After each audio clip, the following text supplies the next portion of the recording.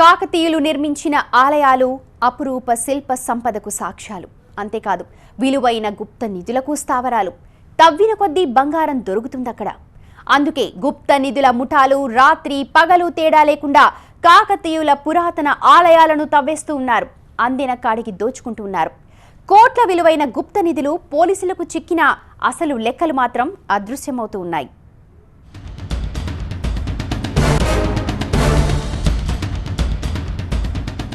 కాకతీయ రాజుల అద్భుత శిల్పకళా నైపుణ్యానికి సాక్ష్యాలుగా నిలుస్తున్న పురాతన ఆలయాలపై విధ్వంసం జరుగుతోంది. గుప్తనిధుల ముఠ ఎక్కడికక్కడ తవ్వకాలు జరిపి చరిత్రను చెరిపేస్తున్నారు. గుప్తనిధుల ముఠాల వేటకు కాకతీయుల పురాతన ఆలయాలు కీరప్ అడ్రస్గా మారిపోతున్నాయి. ఎక్కడ కాకతీయుల పురాతన ఆలయాలు కనిపిస్తాయో అక్కడ ముఠాలు వాలుతున్నాయి. విచ్చలవిడిగా తవ్వకాలు జరుపుతున్నాయి. కాకతీయుల పురాతన ఆలయాలు దీంతో సర్వనాశనం అయిపోతున్నాయి. నిజానికి కాకతీయుల పురాతన ఆలయాల్లో గుప్తనిధులు లభ్యమవుతున్నాయా? కోట్లాది రూపాయల గుప్తనిధులు లభ్యమవుతున్నట్లు జరుగుతున్న ప్రచారంలో నిజమెంత? ఇప్పుడు చూద్దాం. ఇది భూపాలపల్లి జిల్లా గణపురం మండలం కోటగుళ్ళు. 1200 సంవత్సరాల క్రితం కాకతీయ రాజులు నిర్మించిన పురాతన ఆలయం.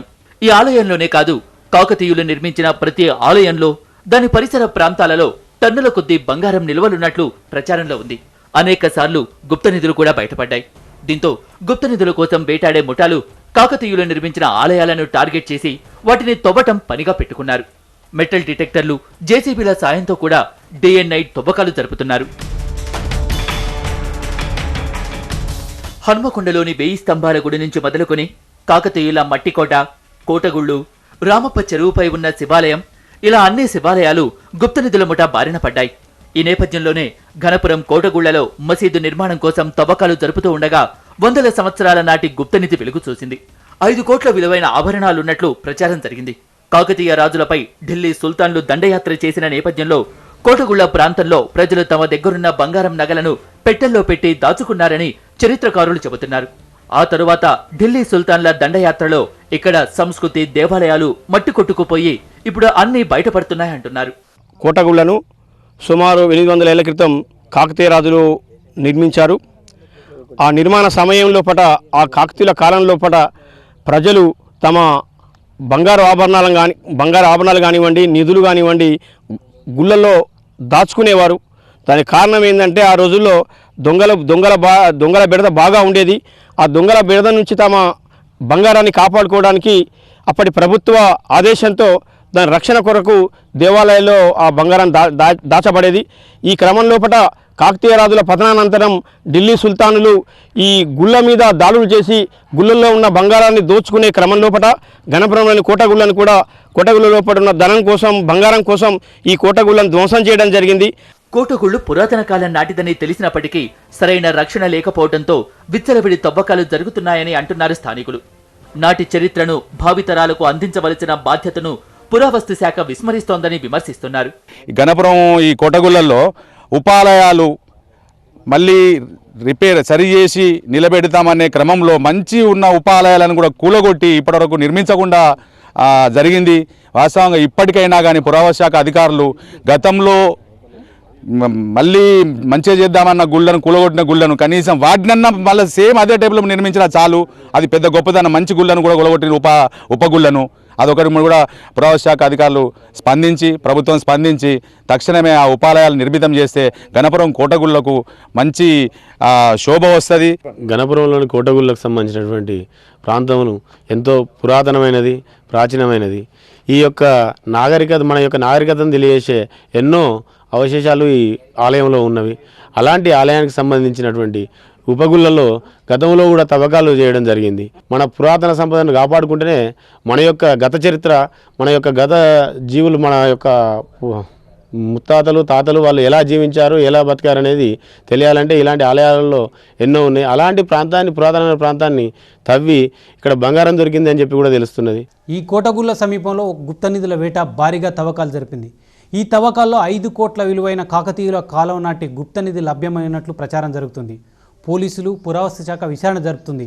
ఇందులో నిజంగా దోషులను గుర్తిస్తారా? అసలు దొరికిన గుప్తనిధి ఎంత? దాని విలువ ఎంత? ఓ ప్రార్థనా మందిరం నిర్మాణం జరుగుతూ ఉండగా గుప్తనిధులు బయటపడ్డాయి. ఓ రాగిపెట్టెలో భారీగానే బంగారం ఉన్నట్లు గుర్తించారు. ఇది గమనించిన కాల్వ శ్రీనివాసరెడ్డి, ఏనుగు మహేందర్ రెడ్డి, దూడపాక సుధాకర్, పోషాల కిషోర్లు గుప్త నిధుల కోసం ఒక్కటయ్యారు. గుప్త నిధి దొరికిన కోటగుళ్ల సమీపంలో జంతువును బలిచ్చి పెట్టెను తీసుకెళ్లారు.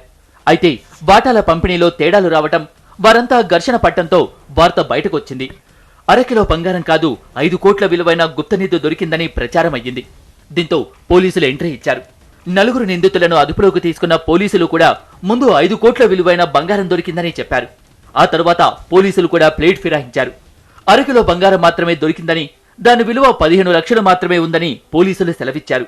ఈ నలుగురు దగ్గర కలిసి ఇప్పుడు 426 గ్రాముల గోల్డ్ మనం సీజ్ చేస్తున్నాం. తర్వాత ఇంకా భద్రాయన దగ్గర కూడా 10 లాక్ గోల్డ్ ఉంది. అది వస్తే మొత్తం 526 గ్రాముల గోల్డ్ జమ అయితే మనకు ఇది దాదాపుగా 15.5 లక్షల వర్త్ అవుతుంది ఇది గోల్డ్. అంటే సరే గోల్డ్ సంగతి వదిలిపెట్టి ఇది మనకు ట్రెజర్ అండ్ గుప్త నిధికి సంబంధించింది కాబట్టి దీని ఇంపార్టెన్స్ ఎక్కువ ఉంటుంది. కన్సర్న్ డిపార్ట్మెంట్ వాళ్ళు దీన్ని తీసుకున్నట్టయితే దీన్ని ఎప్పటిది దీన్ని ఒక చరిత్ర వాళ్ళు బయట తీయడానికి అవకాశాలు. కానీ దొరికిన గుప్త నిధి 5 కోట్ల వరకు ఉంటుందనే ప్రచారం ఎందుకు జరిగింది? ముందుగా పోలీసులు కూడా ధృవీకరించిన తరువాత దొరికిన బంగారం చిక్కి శల్యమై అరకిలోకి ఎందుకు కుదించుకుపోయిందో తెలియటం లేదు. ఇదిలా ఉంటే గుప్త నిధుల కోసం పురాతన ఆలయాలు తవ్వటంతో విలువైన శిల్ప సంపద కనుమరుగవుతుందని పర్యాటకులు ఆందోళన వ్యక్తం చేస్తున్నారు. మీరు చూస్తున్నట్టు మెయింటెనెన్స్ లేదు, ఏఎస్ఐ వాళ్ళు పట్టించుకోవటం లేదు. ఇక్కడ వస్తే ఊరోళ్ళు చెప్పినట్టు తవ్వకంలో పాత శిల్పాలు దొరుకుతున్నాయి, ఏదో ధనం దొరుకుతుందని, కానీ దీని మెయింటెనెన్స్ ప్రతి ఎవరు నిష్ట చూపించట్లేదు. ఉంది టూరిజం కూడా ఉంది అనుకొని, బట్ కొంచెం డిసప్పాయింట్మెంట్, ఎందుకంటే ఇక్కడ అంత మెయింటెనెన్స్ లేదు. గుప్త నిధుల కోసం ఒక కోటగుళ్ళు మాత్రమే కాదు, చాలా ఆలయాల్లో రోజు తవ్వకాలు జరుగుతున్నాయి. అయినా పురావస్తు శాఖ మాత్రం తమ పని కాదన్నట్లుగా చూస్తోంది. నిర్మాణాల పేరుతో కొందరు, గుప్త నిధుల వేట కోసం మరికొందరు తవ్వకాలు జరుపుతున్నారు. ఇప్పటికైనా కాకతీయుల చారిత్రక నిర్మాణాలను కాపాడాల్సిన బాధ్యత పురావస్తు శాఖపై ఉంది. ఏది ఏమైనా గుప్త నిధుల తవ్వకాల్లో చిక్కుకొని కాకతీయుల పురాతన ఆలయాలు మట్టి కొట్టుకుపోతున్నాయి.